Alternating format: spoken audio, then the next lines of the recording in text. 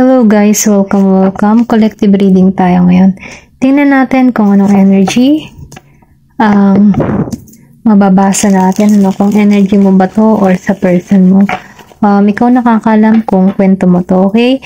Give me the message for collective. Kaninong energy to?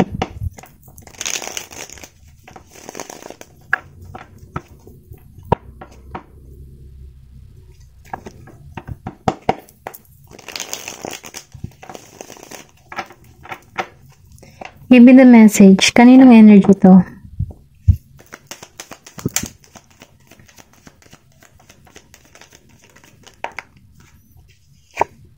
Meron ditong the Emperor reverse, okay? Meron tao dito na hindi naninindigan. Kumbaga, nahihirapan siya magdesisyon. Meron ditong ganun. Five of Swords. Excuse me po. Meron ditong nahihirapan sa sitwasyon. Ito lang na-feel ko. Kumbaga, naka-stuck ng tao na to. Kaya wala siyang tapang at lakas. Then, lumabas si Queen of Pentacles. Maybe nagpapahina din dito yung kanyang kabuhayan, okay? Pero ganun pa man na-feel ko na hindi siya nagiging secure sa kanyang nararamdaman or wala siyang maisip na nakasagutan, okay? Ito lang na-feel ko.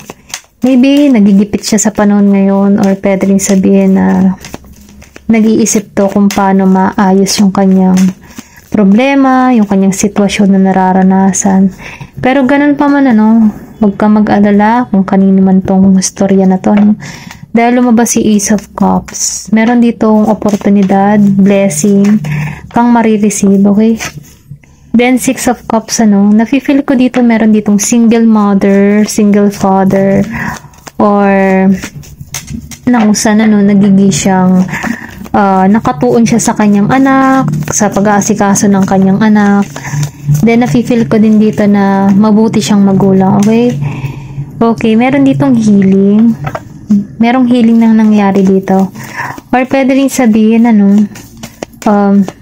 inalisan ka dito, pero ganun pa man, nagkakaroon to ng healing sa'yo.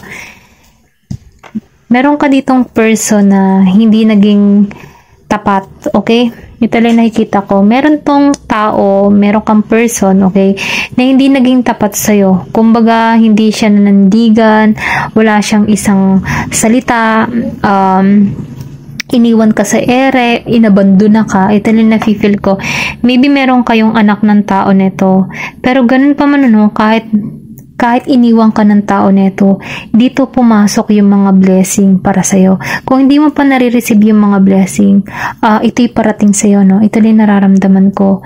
Meron ditong new beginning na naghihintay sa'yo, may bagong simula, na kung saan, meron ditong makakaalis. Meron ditong makakalis ng bansa kung ikaw man isang single mother na nagpaplano na mag-abroad or single father, Meron dito ako nakikitang pag-alis, okay? Meron tong pupuntahang bansa na kung saan, meron bagong simula sa kanya. Na makikitaan ko din dito na dito dadagsa ang blessing para sa'yo. Ito lang na-feel ko kasi nakikitaan ko dito na inaalisan mo yung mga masasakit na nangyari sa'yo sa nakaraan.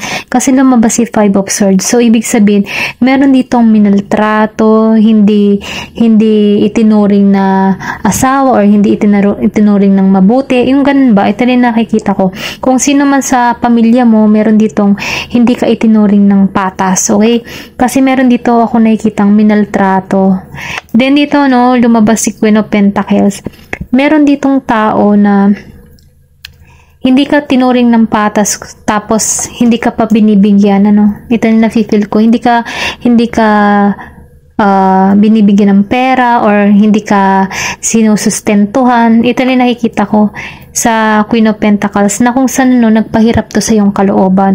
Pwede rin sabihin na meron kang amo na minaltrato ka, na hindi ka sinustentuhan ng tama, okay? Pero ganun pa man, inalisan mo to, narito ka ngayon sa healing, meron kang tinataguyod or tinataguyod mo yung anak mo, Okay? Kumbaga, no, may responsibilidad ka. Pero nakikitaan ko dito na may pag-alis, merong pag-apaw ng biyaya, may bagong simula. Kumbaga, natapos na yung mga masasakit na nakaraan or na naranasan mo na kung saan dito napapasok yung bagong simula, magbubukas ang mga bagong oportunidad, may paglalakbay, okay? Merong kaperahan. Then, nafe-feel ko dito na meron ditong stable na magaganap sa buhay mo, okay? Tingnan pa natin kung ano pa yung lalabas sa card. Give me the message for collective. Kaninong energy to? Nakikitaan ko dito ng Aries, Leo, Sagittarius. Meron din dito Gemini, Aquarius, and Libra. Then, meron din dito ako nakikita na Taurus, Virgo, and Capricorn. Okay? Ito lang yung nakikita ko. Tingnan pa natin. Give me more information. Ano pang mensahe for collective? Meron ditong the tower. Okay, nakikitaan ko dito na sa pag-alis mo dito, merong paggising dito. Ginising ka dito sa connection na to or kung saan ka man lupalo pa, no? Ginising ka dito, may paggising. Inalis ka sa masakit na karanasan na ito. Then, the Hierophant reverse. Kasi nakikitaan ko dito, sa mga masasakit na nangyayari sa'yo, parang nawalan ka ng pag-asa dito, okay? Pero ganun pa man, ano, sinasabihan ka dito, manalig ka, manalangin ka. Huwag kang mawawalan ng pag-asa. Then, dito, no, sa Knight of Swords, meron ditong mabilis na patungo sa'yo or meron ditong pag-alis or sabihin natin na may pagbabagong magaganap sa buhay mo na mabilis, okay? Give me more information. Ano pa ang mensahe para sa'yo? Meron, no, sinabi ko kaninang mabilis, lumabas nga si Eight of Wands, mabilis. Meron ditong mabilis na balita, magandang balita, or pwede rin sabihin, kung ikaw man ay may apply abroad, may mabilis na pag-alis, okay? Kasi nakikitaan ko may relocate, may paglipat, okay? May mabilis na bagong simula. Kasi may paggising dito eh. Tinanggal ka dito sa masakit na pangyayaring ito dahil merong offer na parating sa'yo, okay? May bago kang balita, mayroong magandang balita kang maririnig, okay? Give me more information. Gusto nitong kumawala. Then, Knight of Wands, magi ka lang positibo, okay? Medyo mabagal pa nga lang yung pagdidesisyon mo dito, pero nakikitaan ko dito na merong balita ka maririnig, na kung saan, mabagal yung pagdesisyon mo kung igagrab mo ba to o hindi. Pero ganun pa man, kailangan mo ditong pag-isipang mabuti. Ito lang na-feel ko. Then, sa Seven of Pentacles, nakikitaan ko dito na kung ano man yung mga tinatrabaho mo, no, kailangan to ng mahabang pasensya. Pero ganun pa man, yung mahabang pasensya na yan, meron niyang magandang bunga, okay? Kasi yung pagtatanim naman, hindi naman agad-agad na bunga yan eh. Kumbaga may panahon at oras. Paano ka umani, okay? Pero ganun pa man, kailangan mo dito maging matyaga or mag-intay para maibigay sa'yo yung blessing. Ito yung nakikita ko dito sa Seven of Pentacles. Okay? Ito yung na-feel ko, meron ditong pag-ani. Kaya lang, kailangan dito ng tiyaga. Then, sa Ten of Cups, meron din ditong hindi naging matagumpay yung pagsasama. Okay? Maybe, dahil dito may minaltrato. Then, kasi yung person niya dito, walang dignidad, kumbaga irresponsable, ganun. Hindi siya sinusustentuhan. Hindi naging matagumpay yung connection. Pero ganun pa man, ginising ka dito. Ito lang nakikita ko, may paggising. Then, Two of Swords, mahal mo pa rin tong tao na ito, umaasa ka pa rin dito, okay? Nag-iintay ka pa rin dito. Kasi hindi pa malino para sa'yo, hindi mo pa tinatanggap. Ito lang nakikita ko, meron ditong taong hindi pa tinatanggap. Hindi halos lahat, piliin nyo na lang kung alin yung part ng energy nyo dito. Kasi meron ako nakikita dito na nagbubulag-bulagan. Kumbaga, kahit harapan na siyang pinakikita sa kanya, nilalahad na sa kanya, yung kamalian ng partner niya, hindi niya pa rin tinatanggap. Dahil mahal mo nga to. Okay? Minsan kasi ang pag-ibig ay bulag. Pero ganun pa man, kailangan mo tong alisan. Step by step naman maalisan yan. Kailangan lang dito ng tamang proseso. Okay? Ito lang na-feel ko. Pero kung halimbawa hindi mo to kwento, huwag nyo na masyadong ipilit. Okay? Alam nyo yung kwento nyo. Okay? Kasi ayoko din naman na mag-isip kayo, okay? Kung halimbawa hindi to para sa inyo, i-skip nyo na to, okay? Give me more information. Ano pa yung naghihintay sa'yo?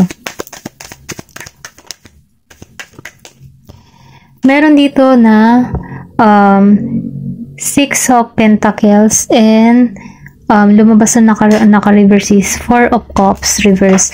Nafe-feel ko dito no sa Six of Pentacles, meron ditong biyaya parating sa'yo, may blessing, magiging balance ang sitwasyon mo, kumbaga mag-grab mo tong oportunidad na parating sa'yo, may blessing kang parating. Ito lang nafe-feel ko, merong pera, may pera kang matatanggap, okay? Ito lang yung nakikita ko. Tingnan pa natin kung ano yung mensahe. Meron kang parating na pera or merong magbibigay sa'yo ng pera.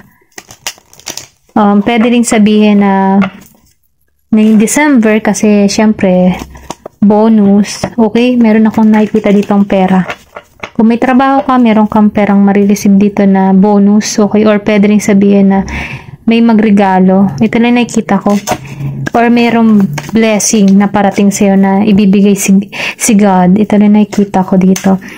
Full Moon in Aries, cool your emotion. Kailangan mo ditong maging kumbaga, chill-chill lang. Huwag ka masyadong mainitin ng ulo. Kumbaga, yung emotion mo, kailangan mong relax muna bago ka magdesisyon. Huwag kang pabigla-bigla. Okay? Ito na yung nafe-feel ko. Kailangan mo maging mahinahon. Full Moon in Leo, go wild. So, ibig sabihin, inuutosan ka dito na mag-try ng mga panibagong experience or sumubok ka, no? Ito na yung nafe-feel ko. Go wild. Sumubok ng mga bagong experience or bagong hobby, bagong routine na kung saan magpapaano ng iyong energy, magpapalakas. Ganun. Then, meron dito na last quarter moon in Virgo, attend to details. Maging kang kumbaga maging mabusisi sa mga inilalahad sa'yo. Kaya siguro medyo mabagal ang pagdidesisyon mo dito, no? Kailangan mo munang pag-aralan mabuti kung ano man yung mga balitang parating sa'yo, kung ano man yung biglaang kasi nakita ko biglaang balita, no? Kailangan mo ditong pag-aralang maigi bago ka mag-react. Kailangan mo munang maging cool.